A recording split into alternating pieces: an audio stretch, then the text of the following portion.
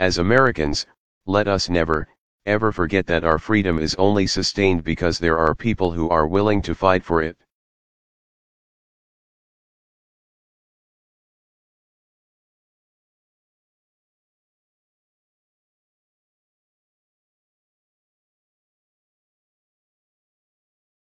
To stand up for it, and in some cases, lay down their lives for it.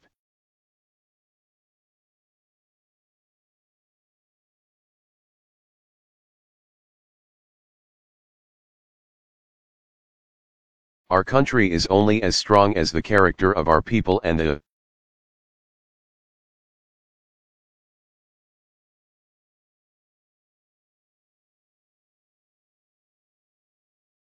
service of those both civilian and military who represent us around the globe.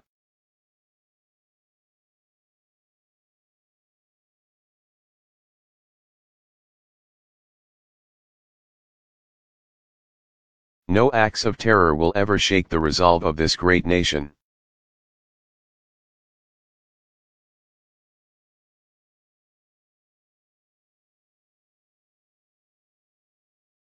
Alter that character, or eclipse the light of the values that we stand for.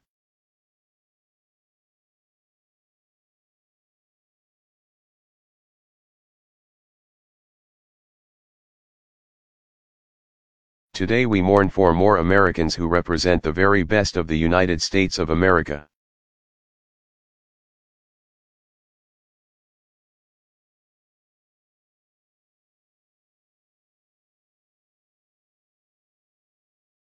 We will not waver in our commitment to see that justice is done for this terrible act.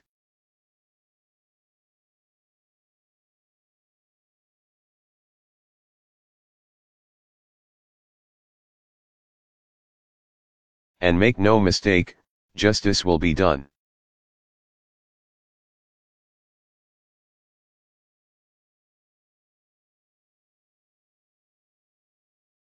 But we also know that the lives these Americans led stand in stark contrast to those of their attackers.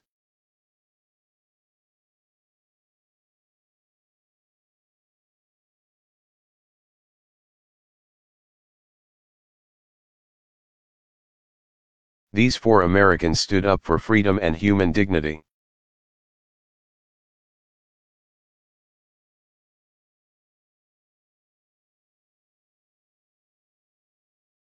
They should give every American great pride in the country that they served.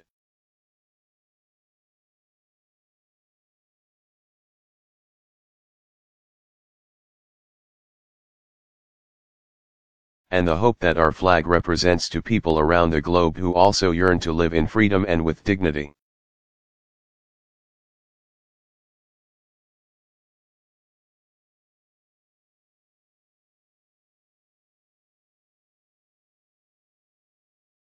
We grieve with their families, but let us carry on their memory.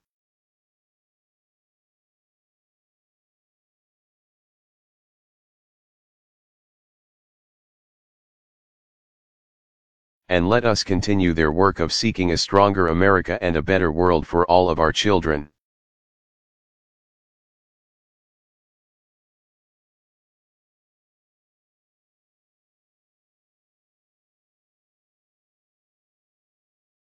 Thank you.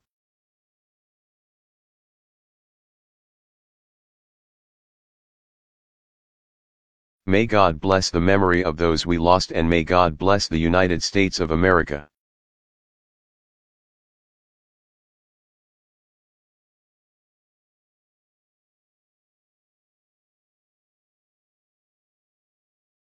Barack Obama.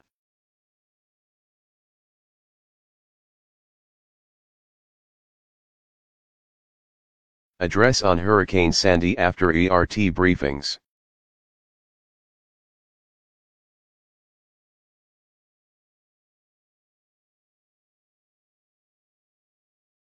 Delivered October 29, 2012, James S.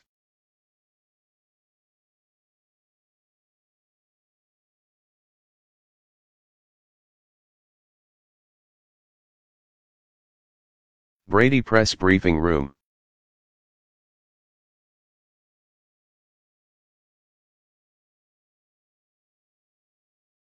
Scripture teaches us.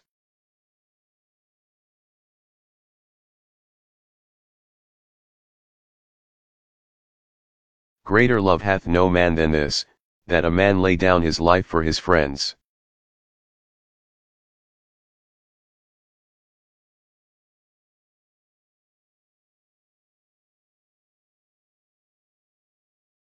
One.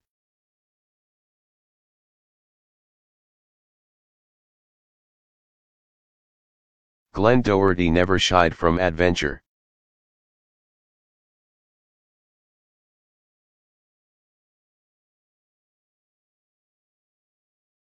He believed that, in his life, he could make a difference, a calling he fulfilled as a Navy SEAL.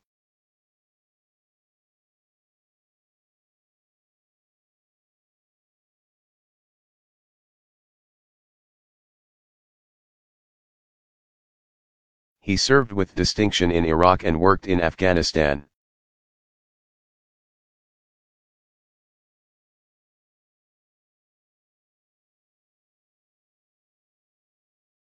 And there, in Benghazi, as he tended to others, he laid down his life.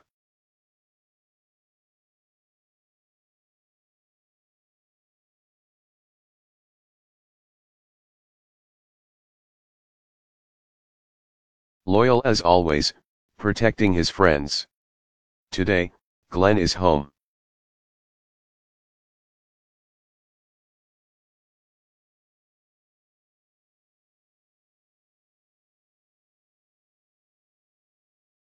Tyrone Woods devoted 20 years of his life to the SEALs, the consummate quiet professional.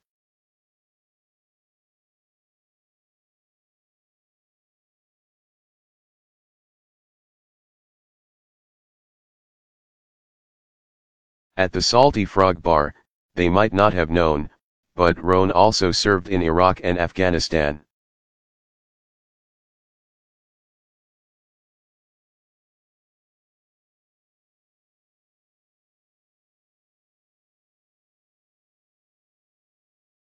And there, in Benghazi, he was far from Dorothy and Tyrone Jr.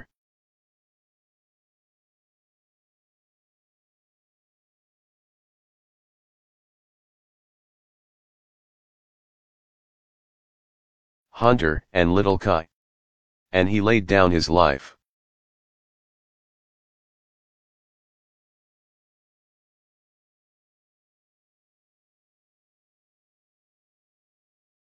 As he would have for them, protecting his friends. And today, Roan is home.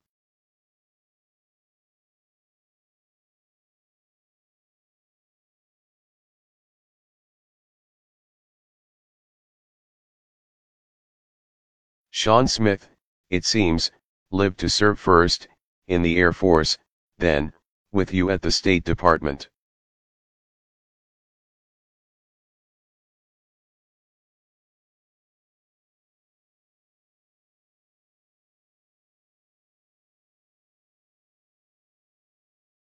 He knew the perils of this calling from his time in Baghdad.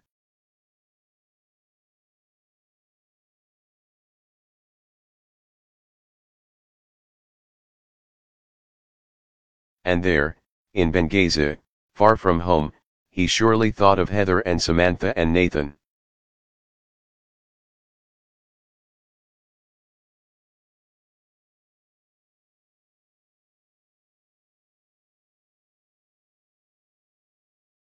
And he laid down his life in service to us all. Today, Sean is home.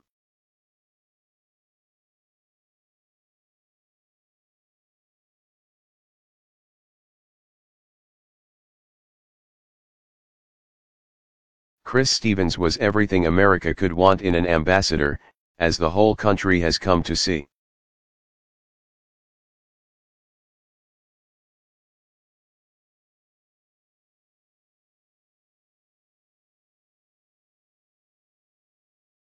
How he first went to the region as a young man in the Peace Corps, how during the Revolution.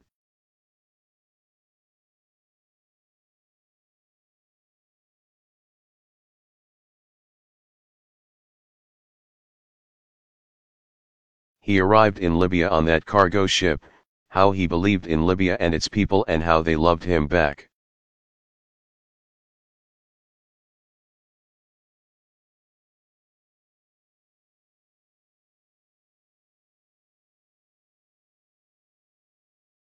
And there, in Benghazi, he laid down his life for his friends.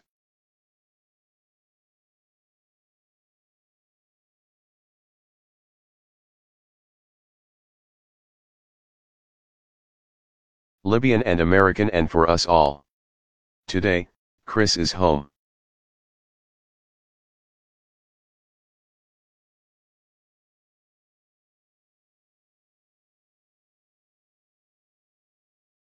For Americans, for patriots, they loved this country and they chose to serve it, and served it well.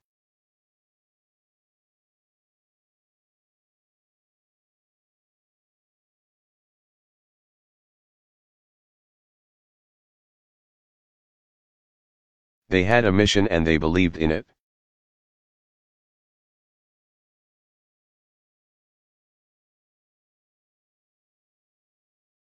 They knew the danger and they accepted it.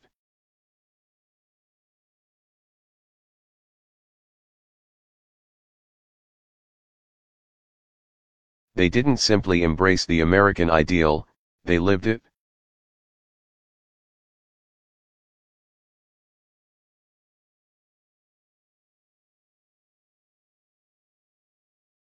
They embodied it, the courage, the hope and, yes, the idealism.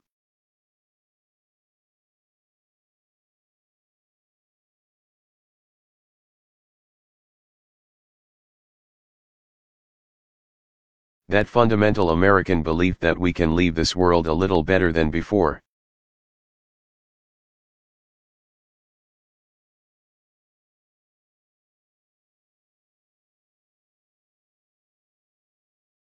That's who they were and that's who we are.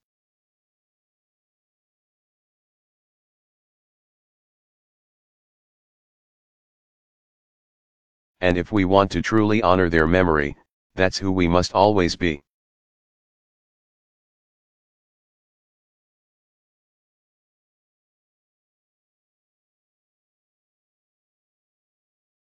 I know that this awful loss, the terrible images of recent days,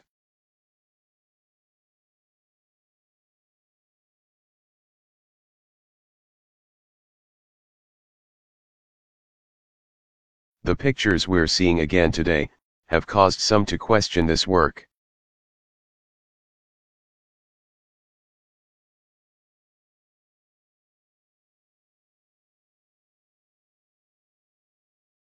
And there is no doubt these are difficult days.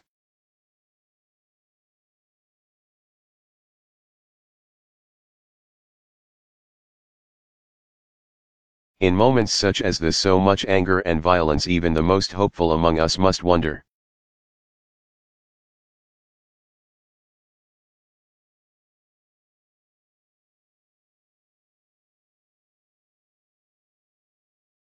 But amid all of the images of this week, I also think of the Libyans who took to the streets with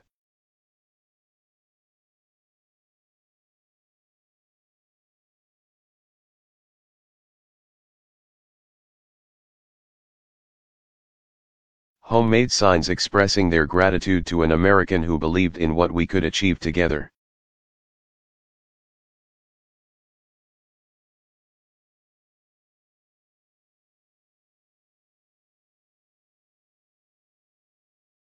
I think of the man in Benghazi with his sign in English, a message he wanted all of us to hear that said,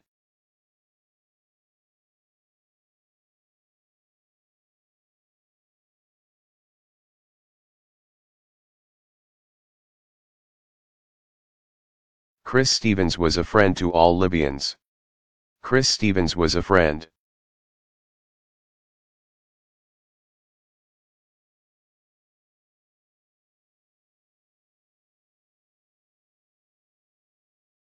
That's the message these four patriots sent.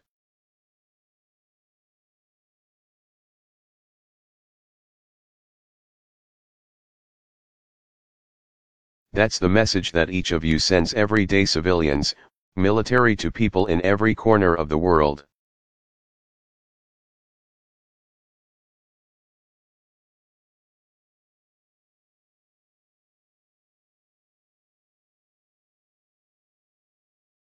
That America is a friend, and that we care not just about our own country.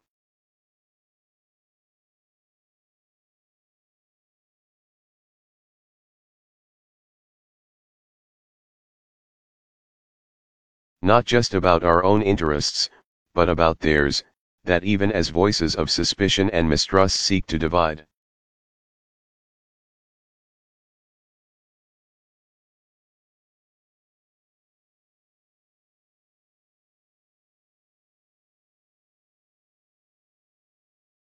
Countries and cultures from one another, the United States of America will never retreat from the world.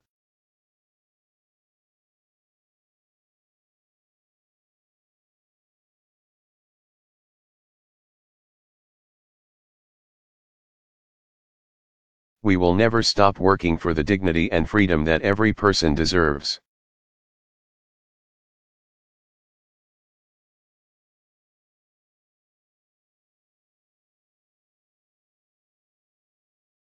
Whatever their creed, whatever their faith.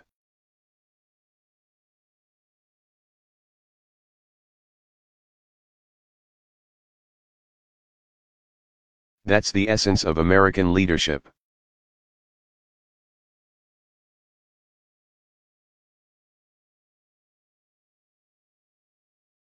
That's the spirit that sets us apart from other nations.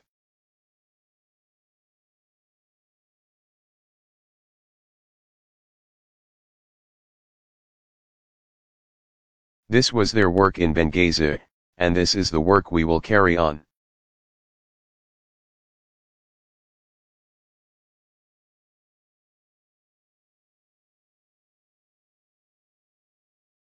To you, their families and colleagues, to all Americans, know this, their sacrifice will never be forgotten.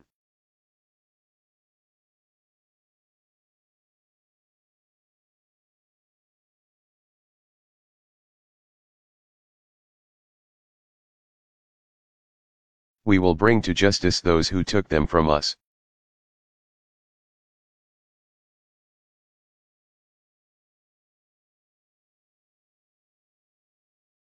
We will stand fast against the violence on our diplomatic missions.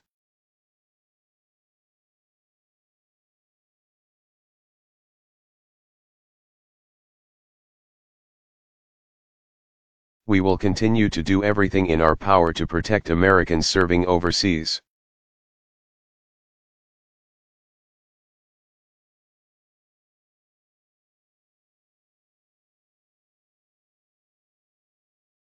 Whether that means increasing security at our diplomatic posts, working with host countries,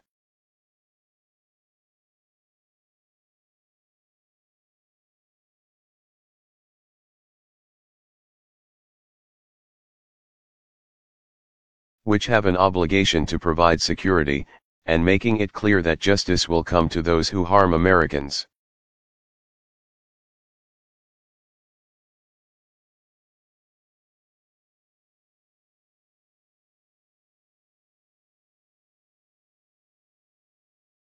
Most of all, even in our grief, we will be resolute.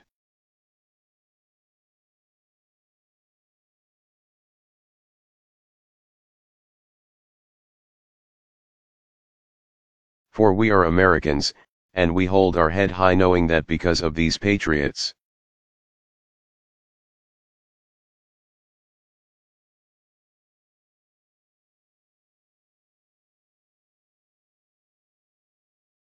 because of you, this country that we love will always shine as a light unto the world.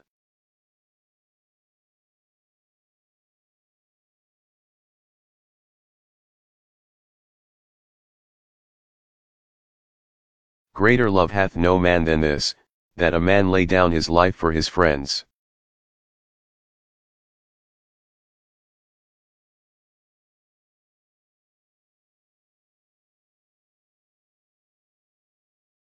The flag they served under now carries them home.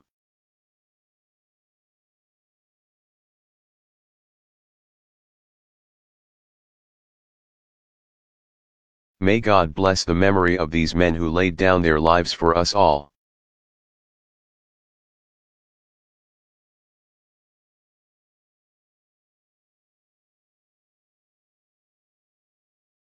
May God watch over your families and all who love them.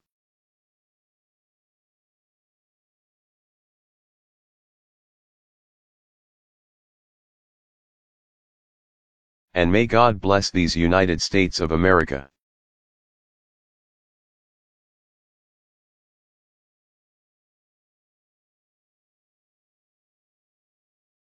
John 15:13.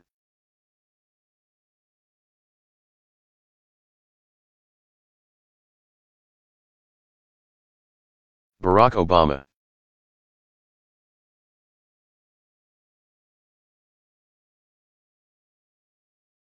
Address to the people of Berlin.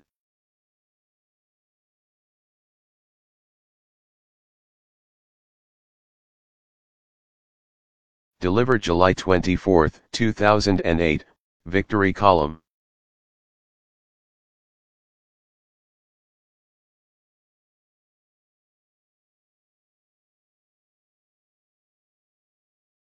Thank you to the citizens of Berlin and thank you to the people of Germany.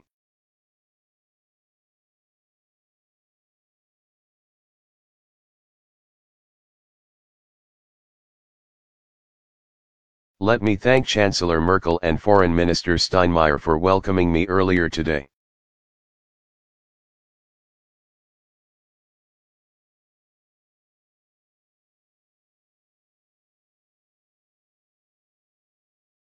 Thank you Mayor Wauerwright, the Berlin Senate, the police.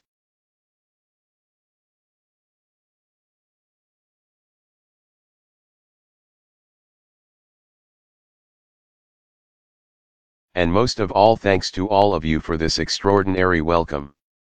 Thank you.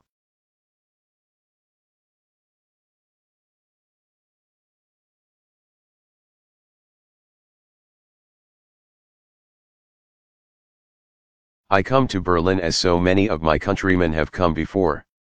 Although tonight, I speak.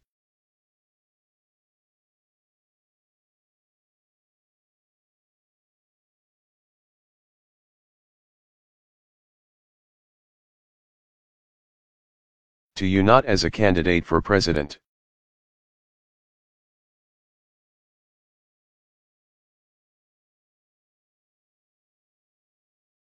But as a citizen, a proud citizen of the United States, and a fellow citizen of the world.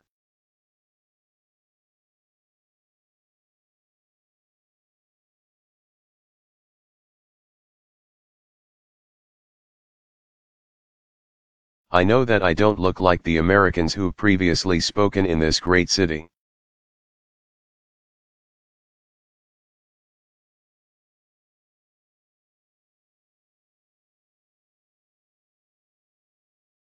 The journey that led me here is improbable.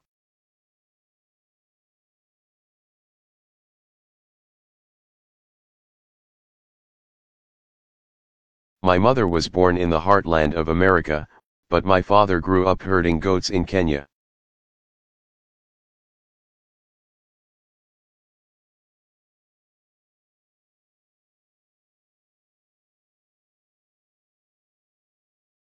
His father, my grandfather, was a cook, a domestic servant to the British.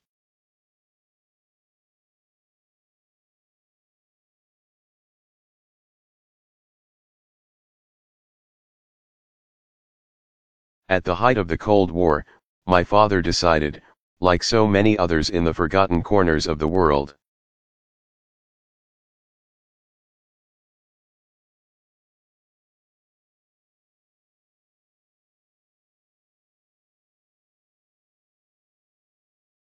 that his yearning, his dream required the freedom and opportunity promised by the West. And so he wrote letter.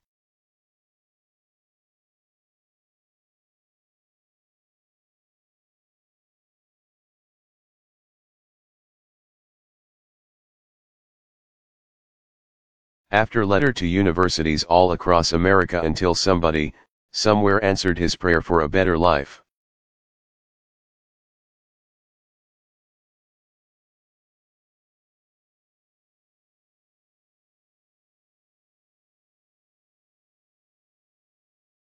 That is why I am here.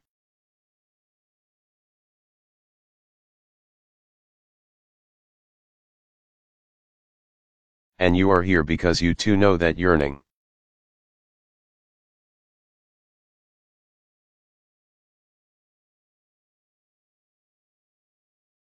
This city, of all cities, knows the dream of freedom.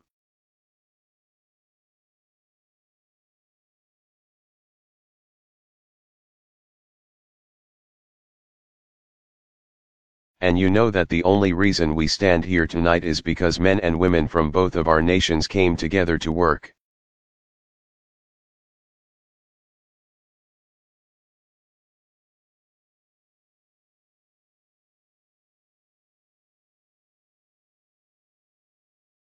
And struggle, and sacrifice for that better life.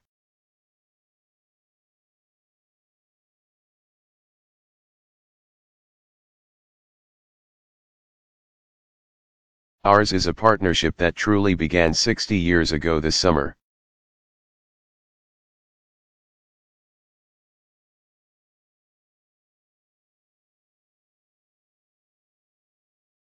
On the day when the first American plane touched down at Tempelhof.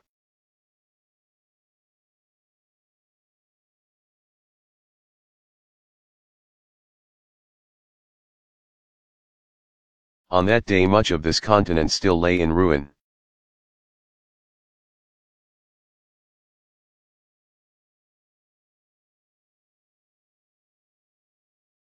The rubble of the city had yet to be built into a wall.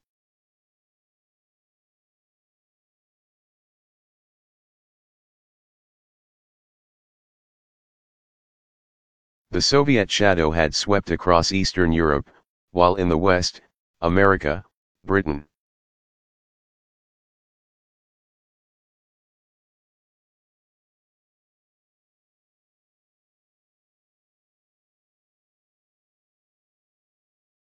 and France took their stock of their losses, and pondered how the world might be remade.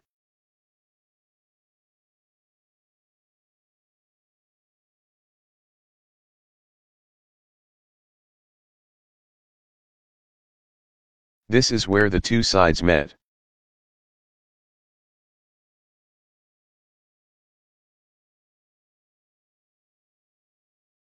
And on the 24th of June, 1948, the Communists chose to blockade the western part of the city.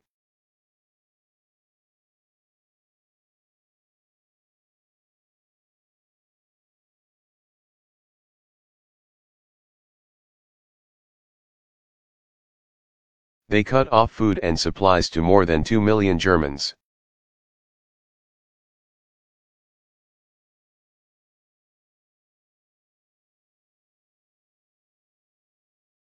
In an effort to extinguish the last flame of freedom in Berlin.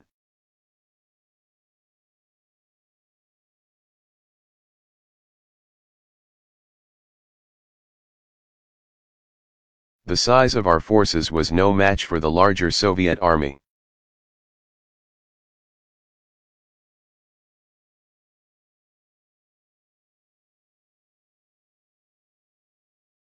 And yet retreat would have allowed communism to march across Europe.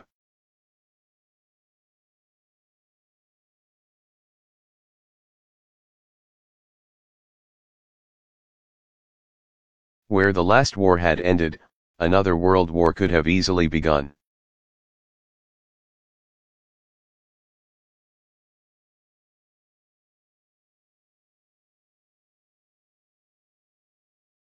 And all that stood in the way was Berlin.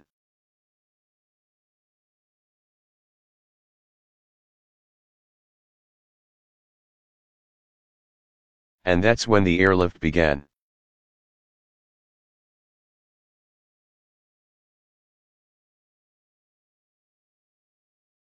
When the largest and most unlikely rescue in the history brought food and hope to the people of the city.